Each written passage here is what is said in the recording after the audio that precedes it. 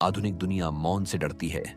हर उपलब्ध क्षण को ध्वनि, उत्तेजना, सामग्री, बातचीत, पृष्ठभूमि, शोर से भरती है जो कभी नहीं रुकता। मौन असुविधा बन गया है, एक ऐसा रिक्त स्थान जिसे भरना है। वह अजीबपन जो तब उभरता है जब फोन की बैटरी खत्म हो जाती है और अचानक देखने के लिए, सुनने के लिए, उपभोग करने के लिए कुछ नहीं होता। और मौन से यह सामूहिक पलायन चुपचाप, एक विडंबना के साथ, जो बहुत कम लोग नोटिस करते हैं, स्पष्टता, उद्देश्य और रचनात्मकता का एक संकट बना रहा है। क्योंकि मौन किसी चीज की अनुपस्थिति नहीं है, यह उस सब की उपस्थिति है जो मायने रखता है। यह वह स्थान है जहां सबसे गहरी आवाज सुनी जा सकती है। यह वह मिट्टी है जहां सर्वोत्तम विचार उगते हैं।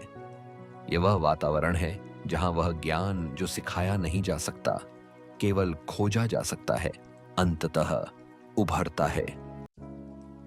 नेपोलियन हिल ने असाधारण उपलब्धि प्राप्त करने वाले लोगों के जीवन में मौन की भूमिका का अध्ययन किया, और जो उन्होंने पाया वह उनके पूरे करियर की सबसे आश्चर्यजनक खोजों में से एक था। क्षेत्र, सांस्कृतिक संदर्भ और प्राप्ति के स्तर की परवाह किए बिना जो लोग सबसे लगातार परिवर्तनकारी अंतर्दृष्टि तक पहुंचे, उनमें एक बात समान थी, वे जानबूझकर मौन की खेती करते थे। भारतीय परंपरा में यह कोई नई बात नहीं है। उपनिषदों में कहा गया है, यतो वाचो निवर्तन्ते, जहां वाणी लौट आती है, जहां शब्द नहीं पहुंचते, वहीं परम सत्य का निवास है। पतंजलि के योग सूत्र में प्रत्याहार, इंद्रियों को बाहरी विषयों से वापस खींचना, अष्टांग योग का 5वां अंग है। मौन इसी का अभ्यास है।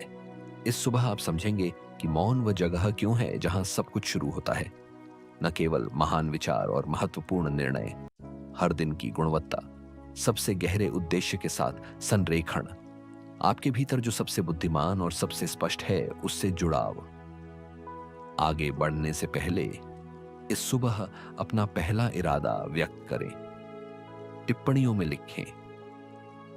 इस सुबह का मौन वह जगह है जहां सब कुछ शुरू होता है।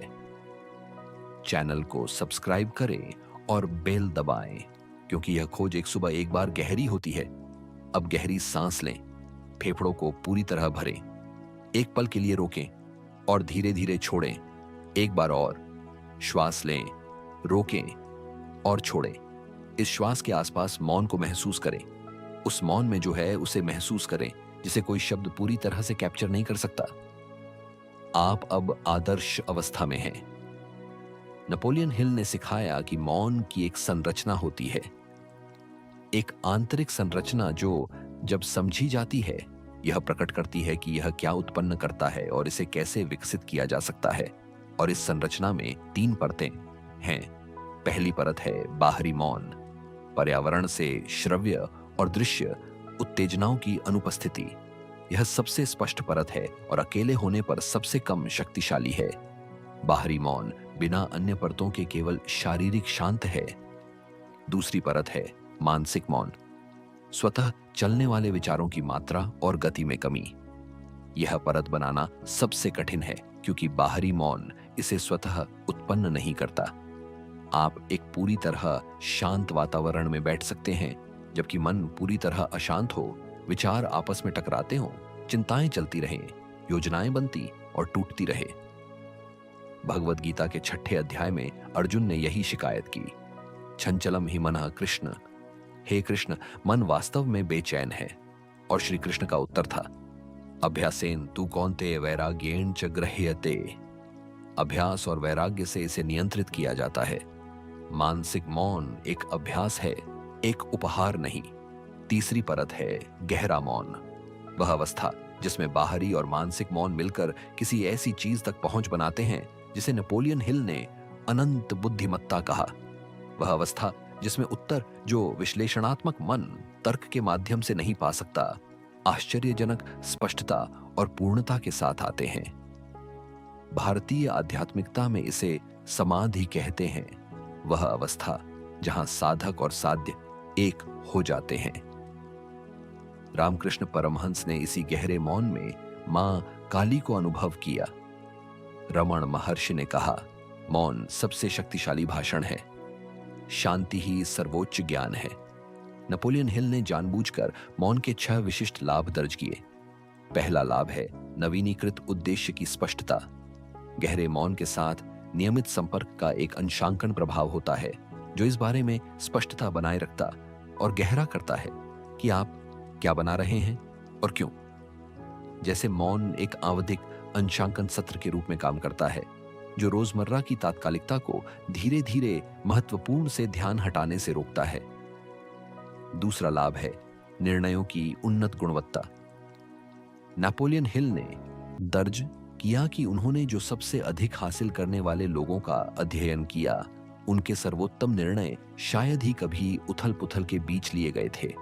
वे जानबूझकर मौन की अवधियों के बाद आए, जिसने परिप्रेक्ष्य बनने, प्रासंगिक मूल्यों को सतह पर आने और दीर्घकालिक परिणामों को केवल गणना के बजाय महसूस होने दिया। यहां एक पल रुकना चाहता हूं। अगर आप महसूस कर रहे हैं कि यह संदेश का मौन कुछ ऐसा उत्पन्न कर रहा है जो सामान्य शोर नहीं करता, तो अभी इस वीडियो को लाइक करें और जारी रखें। तीसरा लाभ है गहरी रचनात्मकता तक पहुंच। नेपोलियन हिल ने देखा कि सबसे मूल और मूल्यवान विचार शायद ही कभी गहन विश्लेषणात्मक कार्य के दौरान आए। वे उस काम के बाद शांत के क्षणों में आए, टहलने के दौरान, नींद और जागृति के बीच। इसका एक तंत्रिका वैज्ञानिक आधार है। मस्तिष्क में एक डिफॉल्ट मोड नेटवर्क होता है जो तब सक्रिय होता है जब कोई बाहरी ध्यान केंद्रित नहीं होता। यहीं कई रचनात्मक संबंध बनते हैं और जानबूझकर मौन इस नेटवर्क को उसका काम करने की जगह देता है। चाणक्य ने कहा था, जो व्यक्ति मौन में अपने विचारों को साफ करता है वही सही निर्णय ले सकता है। यही नेपोलियन हिल ने भी पाया। चौथा लाभ है ध्यान क्षमता की बहाली। नेपोलियन हिल ने देखा कि जानबूझकर मौन का ध्यान पर एक पुनर्स्थापनात्मक प्रभाव था। निष्क्रिय मनोरंजन उपभोग की तुलना में जानबूझकर मौन में बिताई गई अवधि में संज्ञानात्मक क्षमता बहुत अधिक पूरी तरह से बहाल होती थी। पांचवा लाभ है आध्यात्मिक जुड़ाव का मजबूत होना। नेपोलियन हिल ने लगातार पाया कि सबसे गहरे और सबसे परिचालन रूप से प्रभावी आध्यात्मिक जुड़ाव वाले लोगों में जानबूझकर मौन की खेती करना एक समानता थी। स्वामी विवेकानंद ने कहा, मौन में ईश्वर की आवाज सुनाई देती है। जब बाहरी शोर बंद हो जाता है और ध्यान केंद्रित होता है तो जो आमतौर पर सुनाई नहीं देता वह सुनाई देने लगता है। छठा लाभ है अंतर्ज्ञान का विकास। नेपोलियन हिल ने अंतर्ज्ञान को सबसे कम आंके जाने वाले संसाधनों में से एक माना। लेकिन अंतर्ज्ञान शायद ही कभी चिल्लाता है। यह फुसफुसाता है और निरंतर शोर के बीच फुसफुसाहट बस नहीं सुनाई देती। अब जानबूझकर मौन बनाने के व्यावहारिक तरीकों के बारे में बात करते हैं। पहला अभ्यास है प्रातःकालीन मौन की अवधि। जागने के बाद पहले मिनट किसी भी बाहरी उत्तेजना से पहले जानबूझकर मौन के लिए समर्पित। न फोन, न रेडियो, न टेलीविजन, केवल मौन। भारतीय परंपरा में ब्राह्म मुहूर्त सूर्योदय से लगभग 1.5 घंटे पहले सबसे पवित्र समय माना जाता है। इस समय प्रकृति में एक विशेष शांति होती है। मन अभी भी नींद के करीब होता है और इस अवस्था में जो भी स्थापित किया जाए वह दिन भर बना रहता है। दूसरा अभ्यास है संक्रमण का मौन। गतिविधियों के बीच जानबूझकर मौन के संक्षिप्त क्षण। एक महत्वपूर्ण बैठक से पहले, एक कार्य पूरा करने के बाद और अगला शुरू करने से पहले। ये माइक्रो रीसेट एक गतिविधि की अवशिष्ट अवस्था को साफ करते हैं। तीसरा अभ्यास है गहरे मौन का सत्र। 20 से 30 मिनट की लंबी अवधि, विशेष रूप से 3 परतों तक पहुंचने के लिए समर्पित। यह सबसे शक्तिशाली अभ्यास है। ध्यान, विपश्यना या केवल मौन में बैठना सभी इसी श्रेणी में आते हैं। चौथा अभ्यास है प्रकृति में मौन। नेपोलियन हिल ने देखा कि प्राकृतिक वातावरण में मौन की एक अलग गुणवत्ता थी। पानी की आवाज, हवा, पक्षी, शहरी शोर के विपरीत मानसिक मौन के साथ सह अस्तित्व में रह सकते हैं। भारत में नदी तट पर, पहाड़ों में, जंगलों में ऋषियों ने हमेशा प्रकृति के बीच साधना की। इसका कारण यही था। पांचवां अभ्यास है प्रश्न के साथ मौन। एक विशिष्ट प्रश्न के साथ मौन में प्रवेश करना और उत्तर को मजबूर किए बिना चुपचाप बैठना। नेपोलियन हिल ने दर्ज किया कि इस अभ्यास से मिलने वाले उत्तर घंटों या दिनों बाद सबसे अप्रत्याशित क्षणों में एक स्पष्टता के साथ आते थे जो सीधे प्रयास से शायद ही कभी आती। अब इस सुबह के अंतिम प्रतिज्ञान। इस सुबह का मौन किसी चीज की अनुपस्थिति नहीं है, यह उस सब की उपस्थिति है जो मायने रखता है। दोहराएं, इस सुबह का मौन उस सब की उपस्थिति है जो मायने रखता है। मैं जानबूझकर मौन विकसित करता हूं क्योंकि यह मेरी सबसे बुद्धिमान आवाज को सुना जा सकता है। दोहराएं, मैं जानबूझकर मौन विकसित करता हूं। मेरे सर्वोत्तम निर्णय, मेरे सबसे रचनात्मक विचार और मेरा सबसे गहरा जुड़ाव उस मौन से उभरते हैं जिसकी मैं रक्षा करता हूं। दोहराएं, मेरे सर्वोत्तम निर्णय उस मौन से उभरते हैं जिसकी मैं रक्षा करता हूं। मैं अपने दिन को जीतते हुए शुरू करता हूं क्योंकि इस सुबह का मौन वह जगह है जहां सब कुछ शुरू होता है। पूरी ताकत से दोहराएं, मैं अपना दिन जीतते हुए शुरू करता हूं क्योंकि इस सुबह का मौन वह जगह है जहां सब कुछ शुरू होता है। नेपोलियन हिल ने निष्कर्ष निकाला कि मौन असाधारण उपलब्धि की नींव है, इसलिए नहीं कि महान चीजें मौन में होती हैं, बल्कि इसलिए कि वे निर्णय, अंतर्दृष्टि, संरेखण और स्पष्टता जो महान चीजों को संभव बनाती हैं, मौन से उभरती हैं। आप अभी उस मौन में हैं, यह सुबह, और इस मौन में जो आप स्थापित करते हैं वह उन सभी घंटों के माध्यम से प्रतिध्वनित होता रहेगा जो इसका अनुसरण करते हैं। टिप्पणियों में लिखें, इस सुबह का मौन वह जगह है जहां सब कुछ शुरू होता है। इस वीडियो को लाइक करें, उस व्यक्ति के साथ शेयर करें जो हर उपलब्ध मौन के क्षण को उत्तेजना से भर देता है, और चैनल को सब्सक्राइब करें।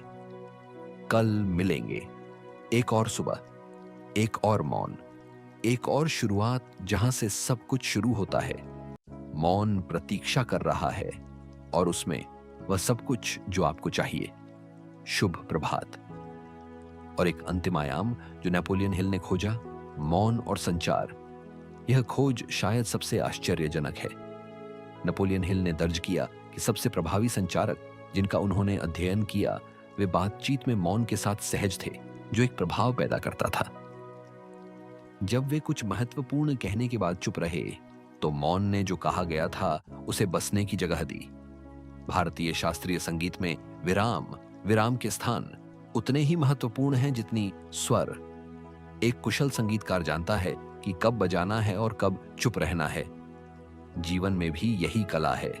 बातचीत में जानबूझकर मौन का अभ्यास करें।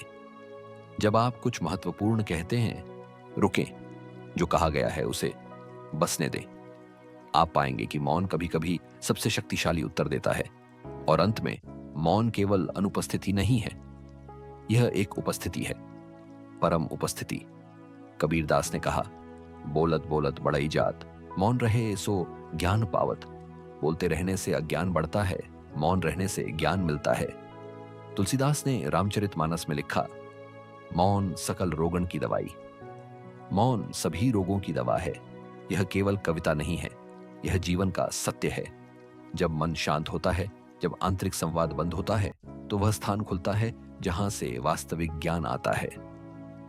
नेपोलियन हिल ने इसे अनंत बुद्धिमत्ता कहा। उपनिषदों ने इसे ब्रह्म कहा। रमण महर्षि ने इसे आत्मा कहा। नाम अलग हैं, सत्य एक है, और वह सत्य मौन में प्रतीक्षा कर रहा है। इस सुबह के मौन को उस प्रतीक्षा के रूप में प्राप्त करें। शुभ प्रभात।